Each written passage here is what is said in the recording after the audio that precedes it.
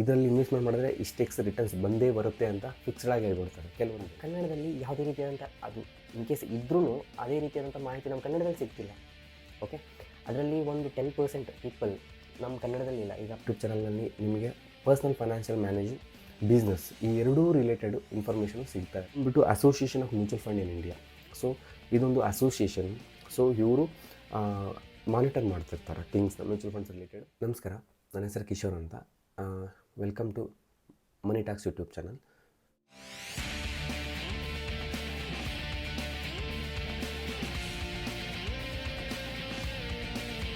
ಈ ಒಂದು YouTube channel ಇಡಲಿಕ್ಕೆ ಮುಖ್ಯ ಕಾರಣ ಬಂದುಬಿಟ್ಟು ಫೈನಾನ್ಷಿಯಲ್ ಎಜುಕೇಷನ್ ಇನ್ ಕನ್ನಡ.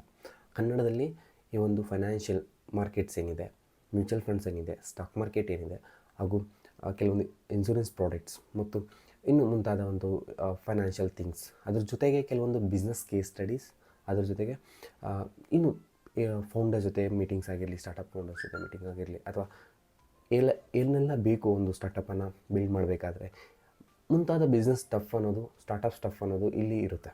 ಈ ಒಂದು ಮನಿ ಟಾಕ್ಸ್ ಒಂದು ಯೂಟ್ಯೂಬ್ ಚಾನಲಲ್ಲಿ ನಿಮಗೆ ಸಿಗುತ್ತೆ.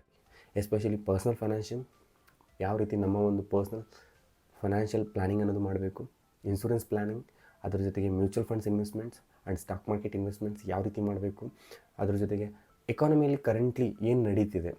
ಲೈಕ್ ಫಾರ್ ಎಕ್ಸಾಂಪಲ್ ಕೆಲವೊಂದು ಕೇಸ್ ಸ್ಟಡೀಸ್ ಇರುತ್ತೆ, business case study, big companies ಯಾವ ರೀತಿ ಬಿಲ್ಡಪ್ ಮಾಡುತ್ತೆ, ಯಾವ ರೀತಿ ಮಾರ್ಕೆಟಿಂಗ್ ಸ್ಟ್ರಾಟಜೀಸ್ ಯಾವ ರೀತಿ ಇರುತ್ತೆ, ಸೊ ಅವ್ರು ಹೇಗೆ ರೆವಿನ್ಯೂ ಮಾಡ್ತಾರೆ, ಸೊ ಅದೆಲ್ಲ ಕಂಪ್ಲೀಟ್ಲಿ ಬಿಸ್ನೆಸ್ ಅನ್ನೋದು, ಬಿಸ್ನೆಸ್ ಬಗ್ಗೆ ಈ ಒಂದು ಯೂಟ್ಯೂಬ್ ಚಾನಲಲ್ಲಿ ನಾವು ಡಿಸ್ಕಸ್ ಮಾಡೋಣ. ಸೊ ಅದಕ್ಕೆ ಅದೇ ಕಾರಣದಿಂದಲೇ ನಾನು ಈ ಒಂದು ಹೆಸರನ್ನು ಇಟ್ಟಿರೋದು ಮನಿ ಟಾಕ್ಸ್ ಅಂತ. ಪ್ರತಿಯೊಂದು ದುಡ್ಡಿನ ಬಗ್ಗೆ ಮಾಹಿತಿ ಇಲ್ಲಿ ಸಿಗಲಾಗುತ್ತದೆ. ಸೊ ನನಗೆ ಒಂದು 6 months ಎಕ್ಸ್ಪೀರಿಯೆನ್ಸ್ ಇದೆ. ನಾನೊಂದು ಕಂಪನಿಯಲ್ಲಿ ವರ್ಕ್ ಮಾಡಿದ್ದೆ. ಆ ಒಂದು ಕಂಪನಿಯಲ್ಲಿ ನಾವಲ್ಲಿ ಡೀಲ್ ಮಾಡ್ತಿದ್ವಿ, ಆಲ್ ಮ್ಯೂಚುವಲ್ ಫಂಡ್ಸ್ ಕಂಪ್ನಿ ಜೊತೆ ಡೀಲ್ ಮಾಡ್ತಿದ್ವಿ. ಅದೊಂದು ಬ್ರೋಕರೇಜ್ ಕಂಪ್ನಿ, ಲೈಕ್ ಡಿಸ್ಟ್ರಿಬ್ಯೂಟರ್ ಅಂತ ಹೇಳ್ಬೋದು, ಮ್ಯೂಚುವಲ್ ಫಂಡ್ ಡಿಸ್ಟ್ರಿಬ್ಯೂಟರ್ ಕಂಪನಿ ಅದು. ಅದ್ರ ಜೊತೆಗೆ ಇನ್ಶೂರೆನ್ಸಸ್ನ ಡೀಲ್ ಮಾಡ್ತಿದ್ವಿ, ಟರ್ಮ್ ಇನ್ಶೂರೆನ್ಸ್, ಹೆಲ್ತ್ ಇನ್ಶೂರೆನ್ಸ್, ಪ್ರತಿಯೊಂದು ಅಲ್ಲಿ ಇನ್ಶೂರೆನ್ಸ್ ಪ್ಲಸ್ ಮ್ಯೂಚುವಲ್ ಫಂಡ್ಸ್. ಅದ್ರ ಜೊತೆಗೆ ಕೆಲವೊಂದು ಬಾಂಡ್ಸ್ ಡೀಲ್ ಮಾಡ್ತಿದ್ವಿ, ಗೌರ್ಮೆಂಟ್ ಬಾಂಡ್ಸ್ ಡೀಲ್ ಮಾಡ್ತಿದ್ವಿ. ಅದ್ರ ಜೊತೆಗೆ ಎಫ್ ಡಿಸ್ನೂ ಡೀಲ್ ಮಾಡ್ತಿದ್ವಿ, ಕೆಲವೊಂದು corporate F Ds and non corporate F Ds also ಅಲ್ಲಿ ನಾವು ಡೀಲ್ ಮಾಡ್ತಿದ್ವಿ. ಸೊ ಇದೆಲ್ಲ ಒಂದು ನಾಲೆಜ್ ನನಗಿದೆ.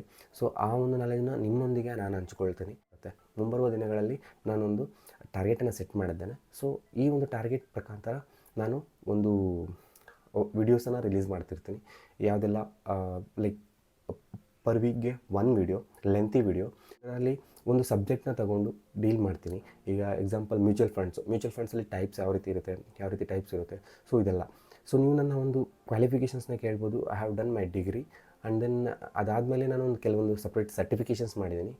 ಕೆಲವೊಂದು ಅಂದರೆ ಓನ್ಲಿ ಒಂದು ಈಗ ಸರ್ಟಿಫಿಕೇಷನ್ ಕಂಪ್ಲೀಟ್ ಆಗಿದೆ. ಅದು ಬಂದುಬಿಟ್ಟು NISM ಇಂದ. NISM ಅಂದರೆ national institute for security market.